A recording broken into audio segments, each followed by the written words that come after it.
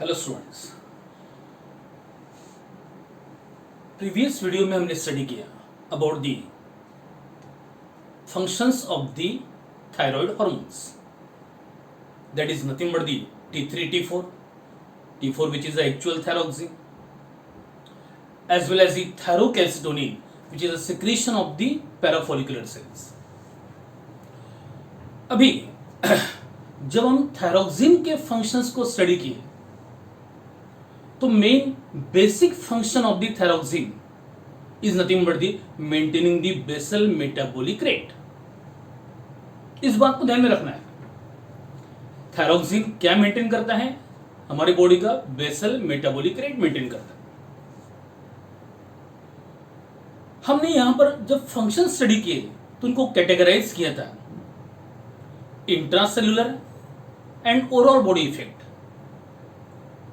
तो intracellular effect में हमने स्टडी किया था बहुत सारे रेस्पिरेटरी एंजाइम्स को बनाया गया जिनके द्वारा रेट ऑफ रेस्पिरेशन को इनहांस किया गया, एनर्जी प्रोडक्शन इंक्रीज किया गया।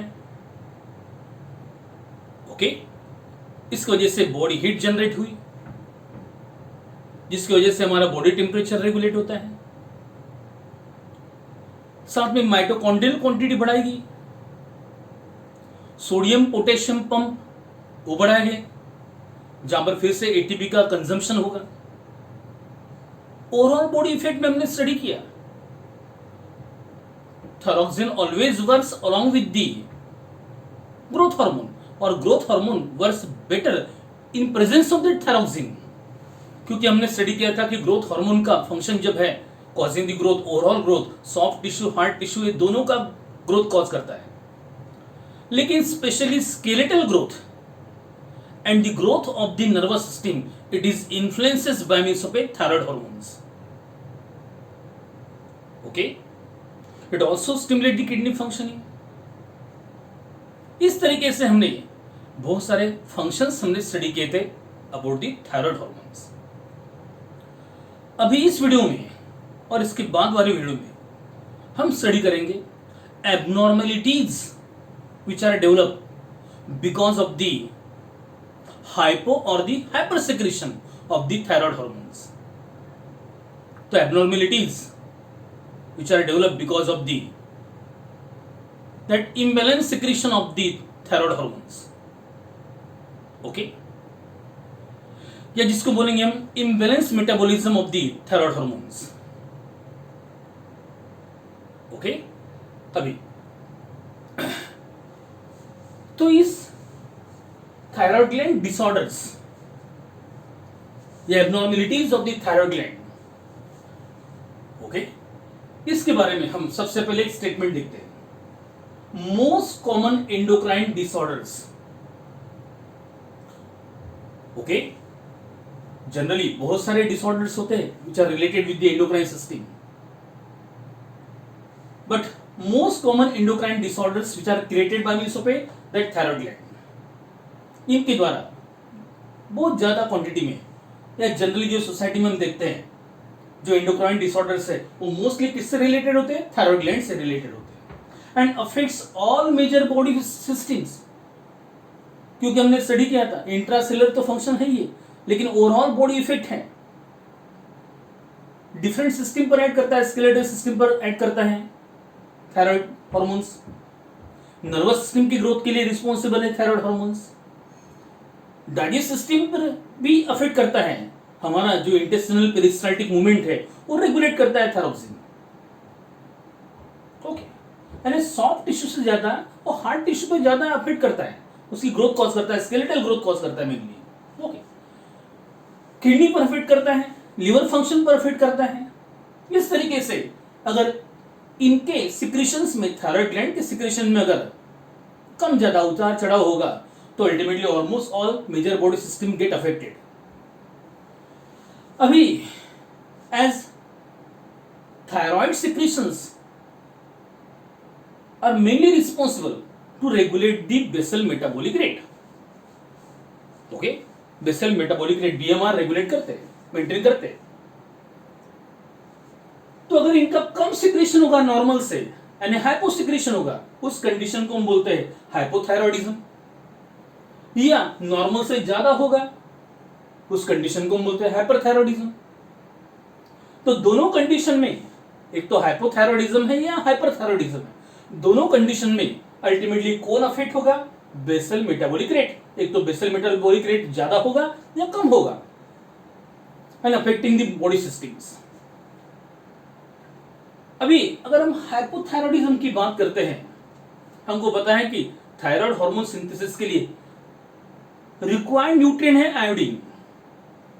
This plays a major role, key role in synthesis of the thyroid hormones T3 and T4। Okay, इसलिए इन जनरल जब भी हम सोसाइटी में बात करते हैं, इन जनरल बात करते हैं कि हाइपोथायरॉयडिज्म किसकी वजह से होता है, it is because of the deficiency of the iodine. That is the nutritional cause है ये। लेकिन अगर एक न्यूट्रिशनल कॉज को अगर रूल्ड आउट कर दिया गया, हमने छोड़ दिया, बाजू में हटा दिया, तो in most of the cases,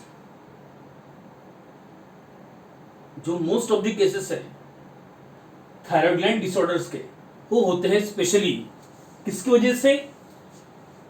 auto immune disorder की वजह से होते हैं, यानी इम्यून सिस्टम की गड़बड़ी की वजह से होते हैं। यानी अगर हमने आयोडीन का डेफिशिएंसी ये पार्ट अगर रूल आउट कर दिया, बाजू में हटा दिया, और अगर हमने केसेस स्टडी किए थायराइड ग्लैंड के डिसऑर्डर्स के, इस एंडोक्राइन ग्लैंड के वजह से जो डिसऑर्डर क्रिएट होते हैं उससे, तो मोस्ट ऑफ द केसेस में क्या पाया जाता है कि जो हाइपोथायरॉयडिज्म या हाइपरथायरॉयडिज्म के द्वारा जो डिसीजेस क्रिएट हुए, डिसऑर्डर्स क्रिएट हुए हैं, वो किसकी वजह से? स्पेशली ऑटो इम्यून डिसऑर्डर्स है। तो ये ऑटो इम्यून डिसऑर्डर्स होते क्या है? जहां पर हमारी ही इम्यून सिस्टम, इस बात को केयरफुली समझना है, ओके, जब हमारे ही इम्यून सिस्टम हमारे ही बॉडी सेल के अगेंस्ट वर्क करे। जनरल इम्यून सिस्टम किसके अगेंस्ट वर्क करती है? Antigen which came from outside, उनके अगेंस्ट में एंटीबॉडी प्रोडक्शन शो करेंगे टू डिस्ट्रॉय दीज इन्वेडर्स और एंटीजन्स, जिनको बोलेंगे हम, इन एंटीजन्स को, इन्वेडर को डिस्ट्रॉय करने के लिए।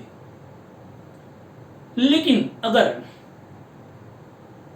हमारी इम्यून सिस्टम के द्वारा ऐसे एंटीबॉडीज प्रोड्यूस किए गए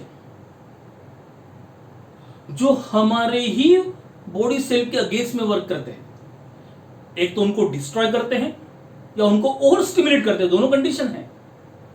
तो ऐसे यहां पर एंटीबॉडीज हैं जो हमारे ही इम्यून सिस्टम के द्वारा प्रोड्यूस की गई है, और इन एंटीबॉडीज की वजह से एक तो थायराइड सेल का डिस्ट्रक्शन होगा, तो थायराइड हार्मोन बनेगा ही नहीं या बहुत कम बनेगा, क्रिएटिंग दैट हाइपोथायरॉयडिज्म। या इन एंटीबॉडीज की वजह से ओवर स्टिमुलेशन मिलेगा थायराइड ग्लैंड को, तो ultimately that thyroid secretion increases than the normal level, means creating that hyperthyroidism. That means excess secretion हो गया। यानी यहां पर दोनों वर्क कर रही है एंटीबॉडीज, एक तो स्टिमुलेटरी इफेक्ट भी है और एक इनहिबिटरी भी इफेक्ट भी है। यानी अल्टीमेटली इनहिबिटरी इफेक्ट यानी डिस्ट्रॉय ही करते हैं थायराइड ग्लैंड को हमारी और एंटीबॉडीज। तो ऐसे सिचुएशन को हम क्या बोलेंगे? Auto immune situation, and such disorders are called as the auto immune disorders. Okay, इस बात को ठीक से समझना है बच्चों, about that auto immune disorders. Okay, तो इन दिस वे यहां पर मैंने लिखा हुआ है, all the symptoms related with that thyroid gland disorders are because of the increase और decrease basal metabolic rate. And apart from the nutritional deficiency, nutritional deficiency को छोड़ के, in the most common cause is an autoimmune disorders. तो major cause कौन सा है थायराइड gland के डिसऑर्डर्स में? हमारे immune system, own immune system. Okay, that is the autoimmune disorders, these are. अभी जनरली ऐसा देखा जाता है कि बहुत सारे हार्मोनल या एंडोक्राइन डिसऑर्डर्स मेल्स में देखते हैं, लेकिन थायराइड ग्लैंड के डिसऑर्डर्स मेनली फीमेल्स में ज्यादा पाए जाते हैं, मेनली फीमेल्स में ज्यादा होते हैं as compare to the male. Okay, अभी अगर हम इन जनरल हम जानते हैं थायराइड ग्लैंड क्या करता है, हमारा बेसल मेटाबॉलिक रेट कॉज करता है, कंट्रोल करता है या मेंटेन करता है, heat generation, ATP production and utilisation, escaping of that heat, okay, हमारी स्केलेटल ग्रोथ कॉज करता है, intestinal movement, peristaltic movement of the intestine वो रेगुलेट करता है, साथ में नर्वस सिस्टम की ग्रोथ के लिए, इवन तो द गोनेडल फंक्शनिंग के लिए भी थायराइड हार्मोन्स रिस्पॉन्सिबल है। तो इस तरीके से अगर थायराइड हार्मोन्स नॉर्मल लेवल से कम रिलीज हो रहे यानी हाइपोथायरॉयडिज्म है, और नॉर्मल से ज्यादा रिलीज हो रहे एक्सेसिव सिक्रेशन है यानी हाइपरथायरॉयडिज्म है, तो कौन से मेजर सिम्टम्स बॉडी शो करेगी? तो यहां पर मैंने क्लासिफाई कर लिया। ऐसा पर्सन जिसमें थायराइड हार्मोन का सिक्रेशन कम है यानी हाइपोथायरॉयडिज्म है, ऐसा पर्सन ज्यादा लिथार्जिक होगा, सुस्त होगा, कोई भी चीज में उसको इंटरेस्ट नहीं आएगा, lack of interest, okay, lethargic होगा, लेस अलर्ट बोलेंगे हम, okay, related with the mental disorder. Second is the about the that hyperthyroidism, ये तो हाइपोथायरॉयडिज्म, अगर लेस सिक्रेशन है थायराइड हार्मोन के तो ऐसे पर्सन कैसे पाए जाएंगे? लिथार्जिक हो गए। लेकिन अगर हाइपर सिक्रेशन है थायराइड हार्मोन का तो ultimately causing that restlessness, tremendous active होगा पर्सन, एक जगह रुकेगा नहीं, ट्रिमेंडस एक्टिवनेस, तो उसकी एक्टिविटी ही हमको नॉर्मल नहीं लगी, highly alert, okay, no here. तो लिथार्जिक कहां पर होगा? हाइपोथायरॉयडिज्म में। रेस्टलेसनेस कहां पर शो करेगा? वो हाइपरथायरॉयडिज्म में। देन जो लिथार्जिक है वो हरदम सोते रहेगा, एक्सेसिव स्लीप, कभी भी उसको नींद में रहेगा वो, that condition is called as somnolence, that means excessive sleep. लेकिन जो पर्सन जिसमें हाइपरथायरॉयडिज्म है उसको नींद ही नहीं आएगी, इमीडिएट अलर्ट रहेगा, ओके, हाईली अलर्ट रहेगा, that is insomnia, no sleep at all, lack of sleep, insomnia, and here is the somnolence, excessive sleep, and here is the insomnia. अभी थर्ड हाइपोसिक्रेशन जिसमें है, okay, it shows the bradycardia, बहुत important characteristic feature है bradycardia, क्योंकि हमको hypothyroidism और hyperthyroidism इनके particular characteristic feature या सिम्टम ही पूछते हैं एग्जाम में, और ये ध्यान में रखना है। Bradycardia that means slow heart rate, normal से भी कम हार्ट रेट रहेगा, ब्रेडिकार्डिया। हाइपरथायरॉयडिज्म में क्या होगा? हमने ये भी स्टडी किया था, thyroid hormones stimulate the sympathetic effect and increases the rate of heart beat, okay, heart की स्ट्रोक को स्ट्रेंथ बढ़ाते हैं वो, ओके, दैट है tachycardia, hyperthyroidism, tremendous heart beat, fast, even though particular person अपने हार्ट के रेट को महसूस कर सकता है, हम नॉर्मल पर्सन कैसे महसूस नहीं कर सकते, वो धड़धड़ वो महसूस कर पाएगा, धड़धड़ हरदम हार्ट रेट महसूस कर पाएगा, ओके, पल्पिटेशन होगा, ओके। नाउ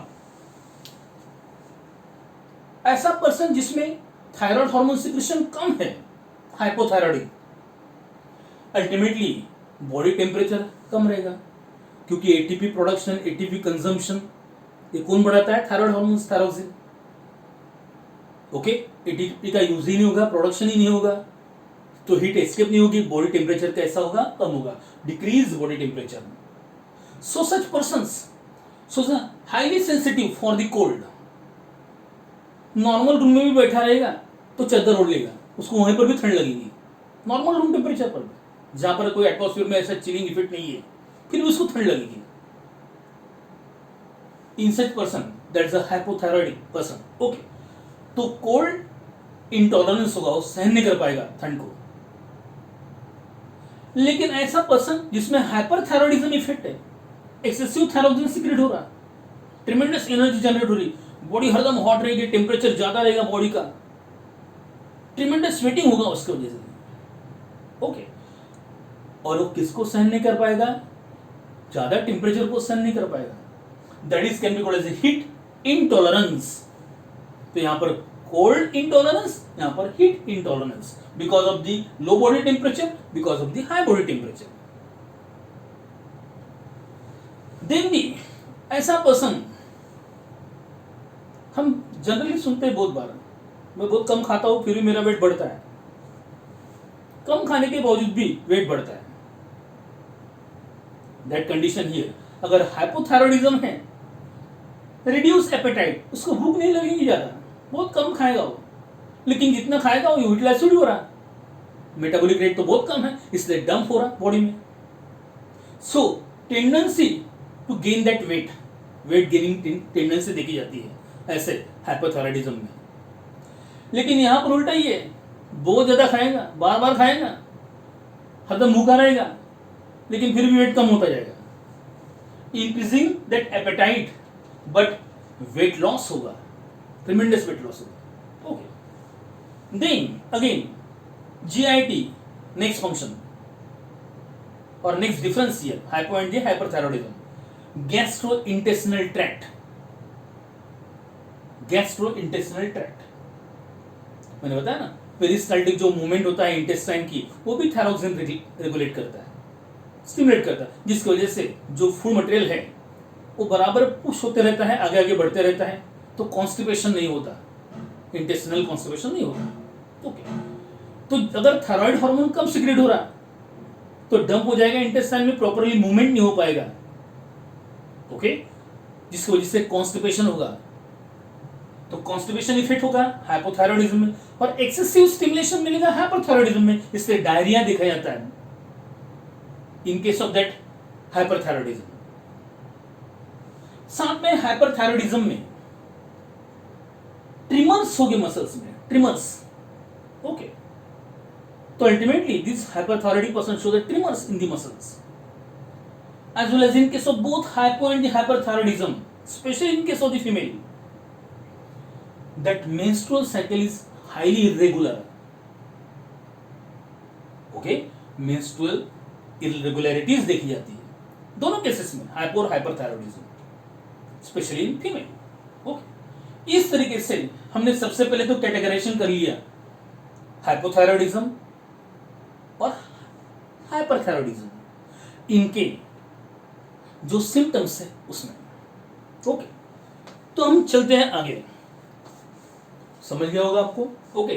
तो क्योंकि हमने सबसे इंपॉर्टेंट है कि ये समझने के पहले फंक्शंस पर कॉन्सेंट्रेट किया, उसके बाद हम सिम्टम पर आए, ओके। अभी मैंने यहां पर बताया कि मेनली हाइपोथायरॉइडिज्म और हाइपरथायरॉइडिज्म ये ऑटो इम्यून डिसऑर्डर्स है। ऐसा कैसे, क्या होता है कि थायराइड ग्लैंड के फॉलिकल्स में जो थायरोग्लोबुलिन प्रोड्यूस किया जाता है, थायराइड ग्लैंड के फॉलिकल्स में थायरोग्लोबुलिन प्रोड्यूस होता है, स्टोर्ड होता है, वो जनरली थायरोग्लोबुलिन कहां पर नहीं आता है? ब्लड में नहीं आता है, और ब्लड में सर्कुलेटिंग हमारे इम्यून सेल्स है, इसलिए ये इम्यून सेल्स इस थायरोग्लोबुलिन को पहचानते नहीं, ओके, इनको बिल्कुल नहीं पहचानते, थायरोग्लोबुलिन को नहीं पहचानते हमारे इम्यून सेल्स, क्योंकि ये ब्लड में आता ही नहीं। लेकिन कोई एक स्पेशलाइज्ड डिसीज कंडीशन है या एक्सेसिव कैटाबोलिक कंडीशन है जहां पर ये थायरोग्लोबुलिन में स्टोर्ड, थायराइड फॉलिकल में स्टोर्ड थायरोग्लोबुलिन प्रोटीन ये ब्लड में आ जाते हैं, और जैसे ही ब्लड में आते हैं तो हमारे इम्यून सेल्स एक्टिव हो जाते हैं, इनको क्या लगता है कि ये फॉरेन सब्सटेंसेस है, तो इनके अगेंस्ट में वो क्या प्रोड्यूस करते हैं? Antibodies, and such antibodies start attacking on the thyroid gland and start destroying the thyroid gland. Okay, and हमारी एंटीबॉडीज हमारे ही बॉडी सेल्स के अगेंस्ट में काम करते हैं. That is nothing but the actually auto immune disorder. हम और आगे डिटेल में जाते हैं. अभी सबसे पहले इस वीडियो में हम कॉन्सेंट्रेट करने वाले हैं हाइपोथायरॉयडिज्म पर. That is a secretion of A thyroid hormone comparatively less than the normal level. अगर ये राइट फ्रॉम बर्थ है, चाइल्डहुड कंडीशन से ही है, तो ऐसे सिचुएशन को हम बोल सकते हैं congenital hypothyroidism. Congenital since birth, हम जानते हैं टर्मिनोलॉजी हम यूज करते हैं. Congenital means since birth. Okay, that condition can be called as congenital hypothyroidism. Previously it was called as cretinism, और ऐसे बच्चों को हम बोलते हैं क्रेटिन चाइल्ड. क्रेटिनिज्म तो चाइल्डहुड कंडीशन से, लेकिन जनरली ऐसा देखा जाता है कि ऐसे बच्चे का जब बर्थ होता है तो इनिशियल स्टेज में वो नॉर्मली होते हैं. ऐसा कैसा? क्योंकि हम जानते हैं स्टेरॉयड हार्मोन्स और थायराइड हार्मोन्स ये दोनों लिपिड सोल्यूबल है, फैट सोल्यूबल है. और प्रेगनेंसी में ये thyroid maternal thyroid hormones placenta को इजीली क्रॉस कर जाते हैं. मदर वाले थायराइड हार्मोन्स प्लासेंटा को क्रॉस करके कहां पर आ जाते हैं? फिटल सर्कुलेशन में. तो फिटस को, ग्रोइंग चाइल्ड को थायराइड हार्मोन का नॉर्मल सप्लाई होते रहता है, जिसकी वजह से even though after the birth, okay, few days और up to the few months, that child becomes normal. लेकिन यहां पर कुछ ग्लैंड में अगर डिफेक्ट है, इनबॉर्न डिफेक्ट है, defect in the thyroid gland, और the inborn error in the thyroid metabolism, यानी थायराइड बन ही नहीं रहा प्रॉपरली. ग्लैंड प्रॉपर होने के बावजूद भी थायराइड मेटाबॉलिज्म में इरेगुलरिटीज या पर्टिकुलरली एरर है कुछ. उस कंडीशन में थायराइड बनेगा ही नहीं, तो अल्टीमेटली उस चाइल्ड के ओवरऑल ग्रोथ पर इंपैक्ट होगा. Mainly the skeletal growth and the mental growth, major दो. नो डाउट हाइपोथायरॉयडिज्म है तो बेसल मेटाबॉलिक रेट कम रहेगा, बीएमआर कम होगा, बॉडी टेम्परेचर कम होगा. Okay, ultimately skeletal growth retard होगी, और जो चाइल्ड डेवलप होगा दैट अल्टीमेटली डॉर्फ. ऐसे डॉर्फ को हम बोलते हैं थायराइड डॉर्फ. और ऐसे थायराइड डॉर्फ सीवियरली क्या शो करते हैं? Mental retardation, severe mental retardation. Okay, then ऐसे चिल्ड्रंस का अगर स्किन देखेंगे तो ड्राई होगा, थीन स्पर्सी हेयर्स होंगे, टीथ बहुत छोटे छोटे होंगे और दूर दूर होंगे एक दूसरे से. ओके, इनमें प्रोलॉन्ग जॉन्डिस देखा जाता है, इनमें पर्टिकुलर कॉन्स्टिपेशन ज्यादा होता है. ओके, इनकी अल्टीमेटली स्केलेटल ग्रोथ तो रिटार्ड हो गई, जिसकी वजह से बहुत छोटे हो गए, डॉर्फ हो गए. ओके, और इनका प्यूबर्टी बहुत डिले होगा, क्योंकि गोनेडल डेवलपमेंट के लिए भी थायरोक्सिन रिस्पॉन्सिबल है. इस तरीके से ऐसे क्रिटिन चाइल्ड जिनको हम बोलते हैं thyroid dwarfs, this shows a severe mental retardation, reduce skeletal growth, ultimately reduce BMR. उनकी टंग थिक होगी, स्किन ड्राई होगी, स्पर्सी हेयर्स होगी, थीन हेयर्स होगी सर पर. ओके, दूर दूर छोटे छोटे टीथ होंगे, प्रोलॉन्ग जॉन्डिस देखा जाता है, कॉन्स्टिपेशन होता रहेगा हरदम. ओके,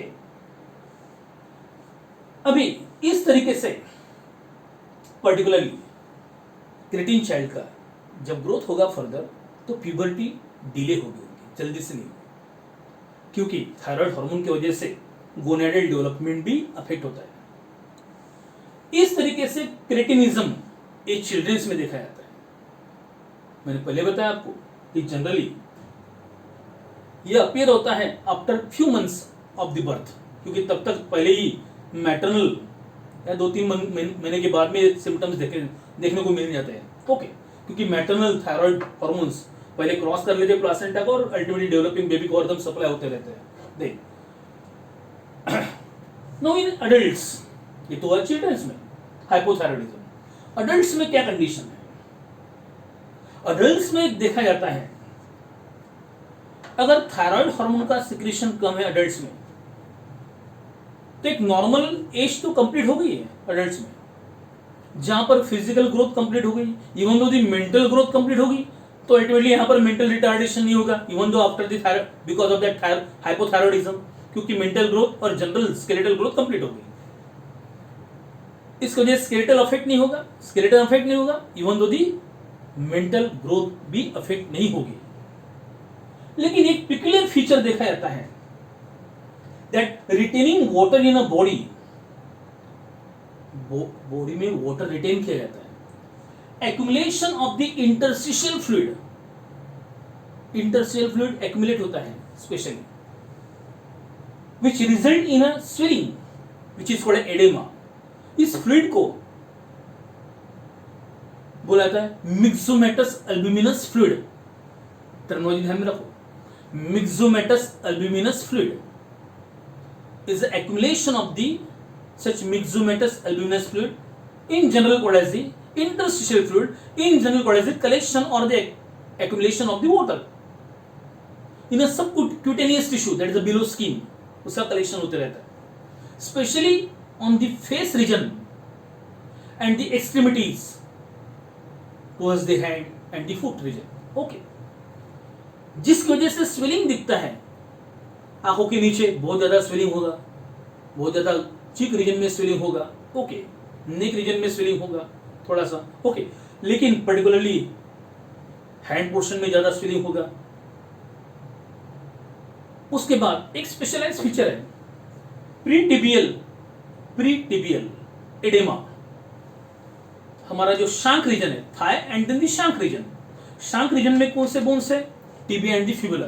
तो टिबिया फ्रंटल बोन है, तो यहां पर टिबिया में, टिबिया के बिल्कुल सामने बहुत ज्यादा स्वेलिंग डेवलप होगा। इस तरीके का स्वेलिंग होगा, और वहां पर हम पुश करते हैं तो गड्ढा हो जाएगा, वहां पर उंगली से अगर पुश करते स्वेलिंग को तो ऐसा गड्ढा हो जाएगा, और धीरे धीरे वो नॉर्मल हो जाएगा। फिर एक टिपिकल कैरेक्टर से फीचर है, and such type of the condition in adults called as the myxoedema और द मिक्सोडेमा, मिक्सेडेमा और द मिक्सोडेमा।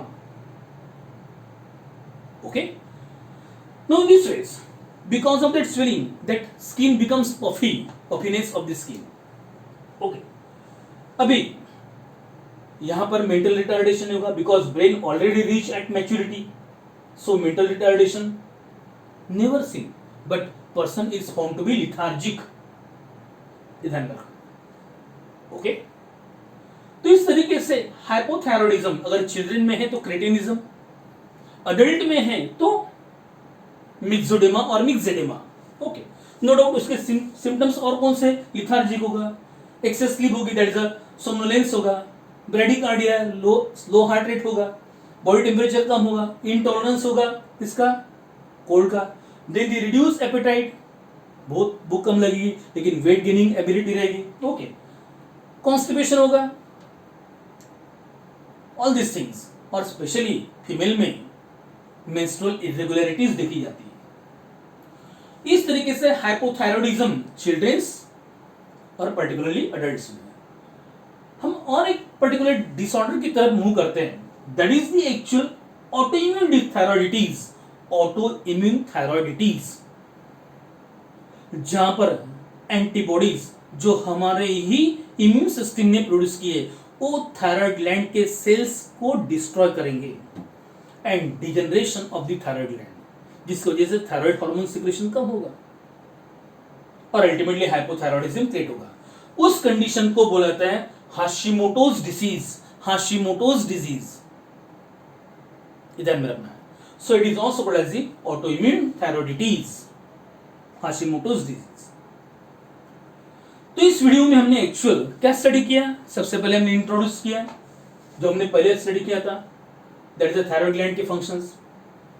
फिर थायराइड ग्लैंड के डिसऑर्डर्स किसकी वजह से होते हैं मेनली, और हमने हाइपोथायरॉयडिज्म और हाइपरथायरॉयडिज्म के कैरेक्टर्स यानी सिम्टम्स को डिफरेंशिएट किया, और फिर हाइपोथायरॉयडिज्म पर हमने सबसे पहले चिल्ड्रंस में क्रेटिनिज्म, उसके सिम्टम्स, अडल्ट्स में मिक्सोडेमा और मिक्सेडेमा, उसके सिम्टम्स, और हाशिमोटोज डिजीज रिगार्डिंग द